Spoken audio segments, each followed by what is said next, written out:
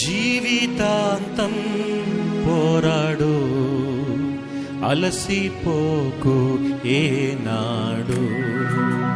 జీవితాంతం పోరాడు, అలసిపోకు ఏనాడు.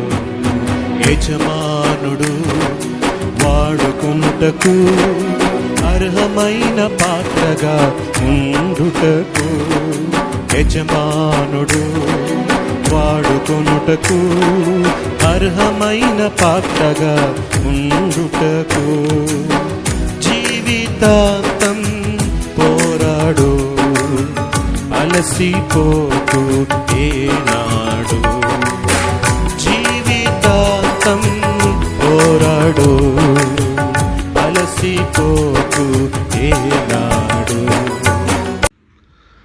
ఆశీర్వాదాలన్నీ నావే. అద్దంలో నుంచి తేటగా. నేను ఏ విషయంలోనూ సిగ్గుపడక ఎప్పటి వలనే ఇప్పుడును పూర్ణ ధైర్యంతో బోధించుట వలన నా బ్రతుకు మూలముగానైనను సరే, చావు మూలముగానైనను సరే, క్రీస్తు నా శరీరమందు ఘనపరచబడునని నేను మిగుల అపేక్షించు నిరీక్షించున్న ప్రకారముగా. ఫిలిప్పీ 1:19-20 చూపు మందగిస్తున్న వారికి భూతద్దం ఒక నిత్య సహచరిగా మారిపోతుంది. టెలిఫోన్ నంబర్ల పుస్తకాన్ని ఎదురుగా పెట్టుకుని జోన్స్ అనే పేరుతో ఎంతోమంది ఉన్నా ఆ అద్దాల సాయంతో మనకు కావలసిన జోన్స్ గారి నంబర్కే ఫోన్ చేయగలగడం ఎంత ఆశీర్వాదకరం. భూతద్దం అనేది మనకి కంటికి కనిపించని వాటిని, లేక చదవడానికి వీలు కాని వాటిని కనిపించేలా చేస్తుంది. లోకం దృష్టికి అదృశ్యుడైన క్రీస్తు మనల్ని మనం ఆయన ఎదుట పెట్టి ఇతరులు ఆయన్ని చదవగలిగేలా చేయాలని ఎదురు చూస్తున్నాడు. క్రీస్తు మనలో ఉన్నాడు గనుక మన చుట్టూ ఉన్న లోకానికి తనను తాను బయలుపరుచుకోవడానికి వీలుగా దేవుడు మన దేహాన్ని, ప్రాణాన్ని ఒక అద్దంలో ఉపయోగించుకుంటాడు. నా ప్రవర్తన క్రీస్తుకు లోకపు కంటికి మధ్య నిలుస్తుంది. ఏదైనా వస్తువును అతి దగ్గరగా చూడాలనుకున్నప్పుడు ఒక భూతద్దాన్ని తీసుకున్నట్లుగానే ఈ లోకం మనల్ని తీసుకుని క్రీస్తు ఎదుట ఉంచి మన జీవితాల ప్రకారం ఆయన్ని చదువుతుంది. క్రీస్తును నా దేహంలో ఒక నివాసిగా కలిగిన నేను లోకానికి ఎల్లప్పుడూ క్రీస్తుని గురించిన ఒక దృక్పథాన్ని కలిగిస్తూ ఉంటాను.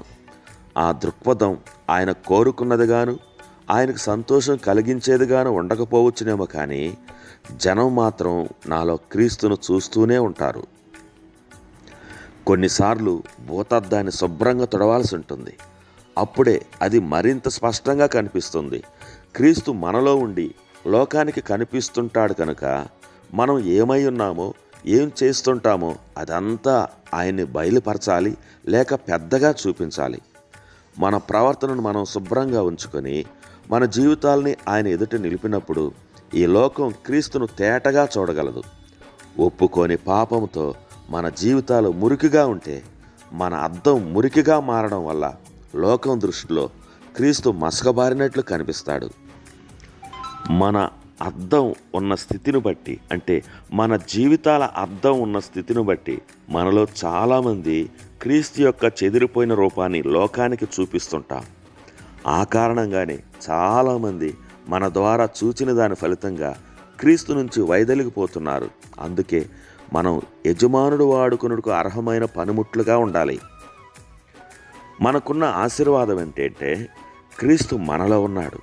లోకం ఆయన తెలుసుకోవడానికి వీలుగా వారి కోసం ఒక భూతద్దంలా మనల్ని వాడుకోవడానికి ఆయన ఇష్టపడ్డాడు. క్రీస్తు నా శరీరమందు ఘనపరచబడును అంటున్నాడు పౌలు. మనల్ని వాడుకోమని మనం ప్రార్థన చేయాల్సిన అవసరం లేదు.